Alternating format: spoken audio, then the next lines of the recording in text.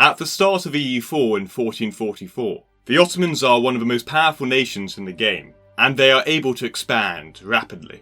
The Ottomans also had a vast economy, controlling Black Sea trade, and later down the line they controlled trade in Asia when they defeated the Mamluks. The question is though, why are the Ottomans the most powerful nation at the start of the game in EU4? Especially considering that they were one of the smallest nations in the Anatolian region during the late 13th century. In this video you'll find out why the Ottomans are so powerful. But first, if you haven't already, please do consider subscribing, since you are so close to 40,000 subscribers, and we try to make quality history and gaming content that you might enjoy.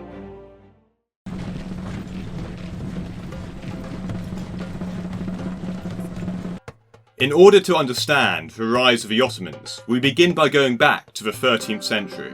During this time, the region was mainly held by the Byzantium Empire and the Sultanate of Rum. The power balance in the region, however, was changed by the Mongolian invasion, and by the end of the 13th century, Anatolia was incredibly divided.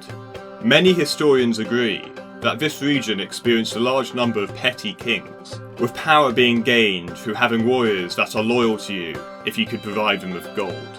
In this chaotic time, a man by the name of Osman was able to become leader of a number of Turkish tribes, which was known as a Beylik. These Turkish tribes were also near the Byzantium border, and the land was vastly wealthy during this time. Osman is known as the founder of the Ottoman Empire. Although at the beginning he had limited knowledge about siege warfare, Osman successfully raided the weak Byzantium Empire, gaining a large amount of gold and plunder.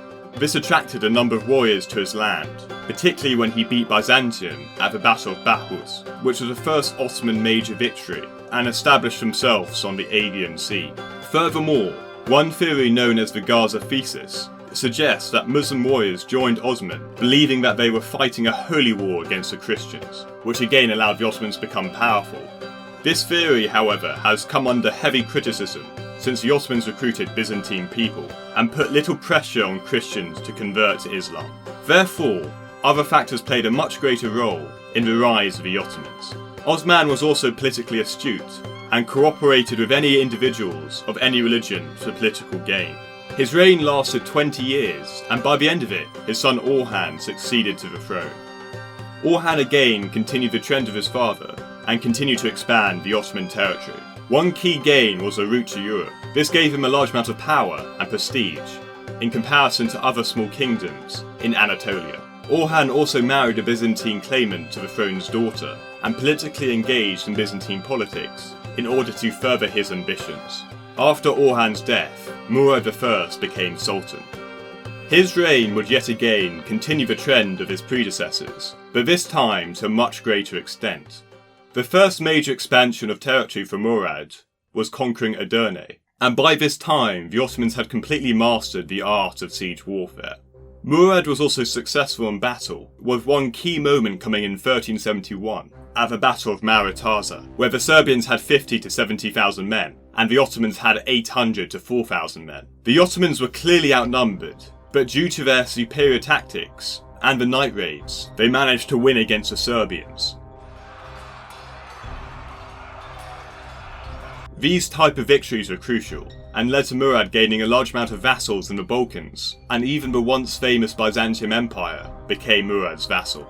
The successful Sultan also created government and administration reforms to consolidate the Ottoman land. Therefore, the Ottomans yet again expanded with a large amount of military expeditions.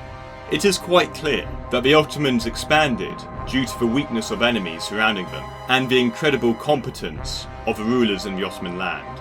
The next Sultan, known as Bayezid, however, would not leave the Ottomans in such good circumstances. Bayezid conquered a large amount of territory and expanded Ottoman influence in Anatolia, as his predecessors had done. However, Ottoman expansion was halted when the Ottomans lost to the great king Timur the Lame at the Battle of Ankara in 1402.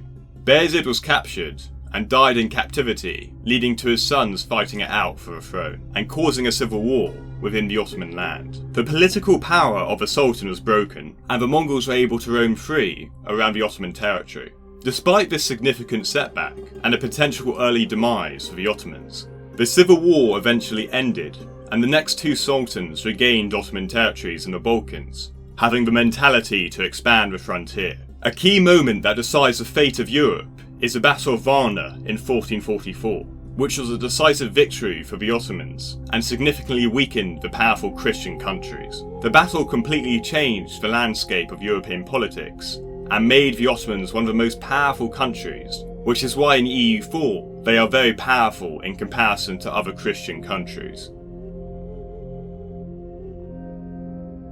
Taking into account the history of the Ottomans before the start date of EU4, what were the main reasons for the rise of the Ottoman Empire? Well, the first factor for why the Ottomans succeeded is the weakness of the enemies surrounding it. Even at the beginning of Osman's reign, Byzantium was hardly able to put up a good fight against the Ottomans, with the Byzantine power dwindling as time goes on. The Balkan princes of Serbia and Bosnia were also unable to put up a good fight against the Ottomans. Finally, the Anatolian tribes also did not develop to the same extent, which allowed the Ottomans to thrive over its enemies. This factor would only not be true during the time of Timur the Lame, with the Timurid Empire being a much more powerful and fierce neighbour that significantly damaged Ottoman ambitions. But this brings us on to our second and more important reason for the rise of the Ottoman Empire, which is Ottoman competency. At a time when nations around it were crumbling with civil wars and disunity, the Ottomans on the whole had a relatively smooth succession, and oftentimes brutal, to keep the stability of the realm.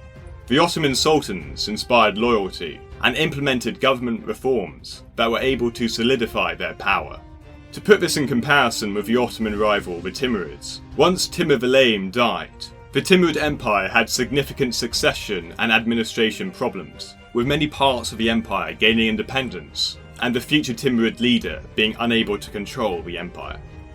The tolerance of the Ottoman Empire was also a major theme in the land, with Christians being tolerated and even being able to rise up the ranks of Ottoman society.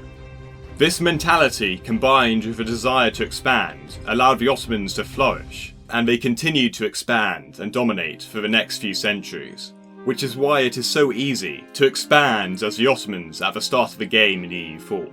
After the EU4 start date, the Ottomans continued to expand and became one of the most powerful empires in history, and their administration was effective over the next few centuries, despite the scale of the empire. The question is though, can you follow the Ottoman Empire's footsteps and expand to their extent in EU4?